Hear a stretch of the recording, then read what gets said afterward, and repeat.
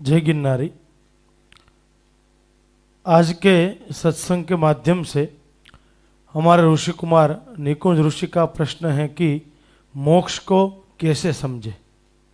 बंधन और मोक्ष दोनों का ही स्वरूप समझना बहुत जरूरी है, क्योंकि कई बार लोग मोक्ष तो चाहते हैं लेकिन मोक्ष के स्वरूप को नहीं जानते। मुक्त तो होना है लेकिन किससे मुक्त होना है, हम कहाँ रुके हुए हैं, हम कहाँ बंधे हुए हैं, हम कहाँ फंसे हुए हैं।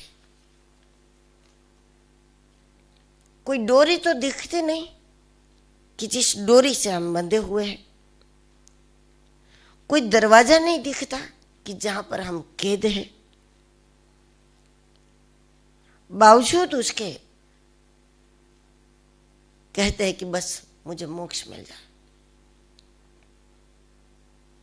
और मोक्ष का स्वरूप नहीं जानने के कारण, बंधन का स्वरूप नहीं जानने के कारण ऐसा भी होता है, मुक्ति के लिए लोग कथाएं सुनते हैं और ये मानते हैं कि कथा से मेरी मुक्ति हो जाए। बिल्कुल होती है, लेकिन जो मुक्ति के लिए कथाएं वगैरह सुनते हैं, प्रयास करते हैं, मान लो कि कोई संत उसके सामने आ जाए और उसको कहे कि आपने मोक्ष के लिए बहुत प्रार्थना की है, बहुत कोशिश की है, चलो आज हम आपको मोक्ष दिला देते हैं, तो क्या तैयार हो जाएंगे? क्या दिला दो, चलो आज मोक्ष? नहीं, तब तो कहेंगे ये काम बाकी है, वो काम बाकी है, बच्चों को हमारी जरूरत है, बहुत सारा काम हम इतना निपटा ले, उसके बाद हम तैयारी कर सकते हैं। क्योंकि जब मोक्ष हमारे सामने खुद ही चल करके आ जाए तो हकीकत यही है, यही है। मोक्ष हम सब के आसपास में घूम रहा है। मोक्ष सामने चल करके रोज आता है, मान लो रोज रोज आता है, और रोज मोक्ष हमारे सामने आकर तैयार है कि चलो आप तैयार है। बात यही है कि हम तैयार हैं और फिर मांगते हैं मोक्ष। और मोक्ष से डरते भी हैं। कुछ लोग इसलिए भी मुक्ति से डरते हैं, उसको लगता है कि जब मुक्ति हो जाएगी तो उसके बाद तो हम जगत में आ ही नहीं सकते,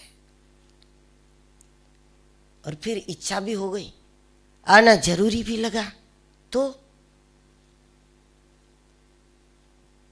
मोक्ष उसको नहीं कहते कि जब हम जाए दुनिया से उसके बाद आना चाहे, जन्म लेना चाहे तो भी नहीं ले सकते। ऐसा मोक्ष नहीं होता। जगत में जीवन मुक्त विभूतियों का भी अवतरण होता है। अगर दुनिया में कोई सुखदेव जी नहीं आते, कोई तुलसीदास जी नहीं आते, कोई कबीर साहब नहीं आते, कोई नानक देव जी नहीं आते, कोई जीवन मुक्त विभूतियां जगत में नहीं आती, ज्ञानेश्वर जी जैसे अवधूत जगत में नहीं पधारते, तब तो जगत में किसी का भी उद्धार कभी नहीं हो सकता था। ऐसे ऐसे महापुरुष जगत में आते हैं जिनको भेजने वाला कोई नहीं है, लेकिन जब वो आना चाहते हैं तो उनको कोई रोकने वाला नहीं है, और जब उनको अवतार नहीं लेना है तो उनको जबरन कोई माँ के गर्भ में भेजने वाला भी नहीं है। वो स्वतंत्र है। जैसे आप अपने कमरे में हैं, आपका कमरा आपने अपने हाथों से बंद किया तो बंधन तो हुआ ही, लेकिन फिर भी उसको आप बंधन नहीं कहोगे, क्योंकि वो बंधन नहीं, वो स्वतंत्रता है। हमारी ओर से, हमारी इच्छा से बंद हुआ, तब भी कमरा तो बंद हो गया, लेकिन ये स्वतंत्रता है, इसको बंधन नहीं कहेंगे। हम बाहर निकल गए और बाहर से हमने बंद कर दिया, चाबी हमारी जेब में है, तब भी कमरा बंद है, लेकिन इसको बंधन नहीं कहेंगे, क्योंकि चाबी हमारे हाथ में है। इसको स्वतंत्रता कहते हैं। तो हम चाहे तो भी जगत में नहीं आ सकते, मोक्ष हो गया तो, इस प्रकार भी लोग डरते हैं। तो मोक्ष ऐसा नहीं होता। मोक्ष का मतलब दुनिया में नहीं आएंगे ऐसा भी नहीं है, दुनिया में बार बार आएंगे ऐसा भी नहीं है। मोक्ष इसको कहते हैं कि जिसमें हम स्वतंत्र हैं। मोक्ष का दूसरा नाम स्वतंत्रता है। ये मोक्ष है। लेकिन मोक्ष के लिए हम लोग जो पुरुषार्थ करते हैं, वो पुरुषार्थ की दिशा तो अलग ही है। मोक्ष के लिए हमारा प्रयास जो है वो इस रूप में होना चाहिए कि हमें शरीर को आदतों से मुक्त करना चाहिए।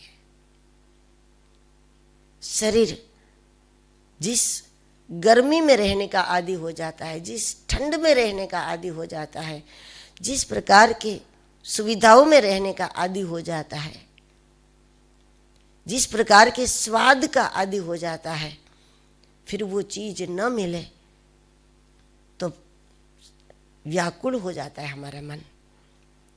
तो हमें शरीर को आदतों से मुक्त करना है। और शरीर की आदतें मन की भी लतें बन जाती है, तो उन लतों से मन को मुक्त करना है। और हमारी वृत्तियों को हमें पाप से मुक्त करना है, क्योंकि पाप करने से भी मिल जाए तो हम ले लेते हैं, तो हमारी बुद्धि, हमारी वृत्ति उससे जुड़ जाती है।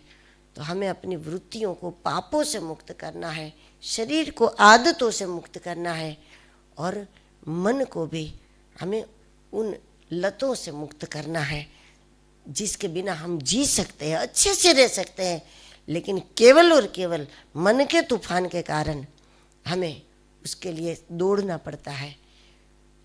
उस प्रकार की इच्छाओं से हमें मन को मुक्त करना है। ये पुरुषार्थ है मोक्ष के लिए।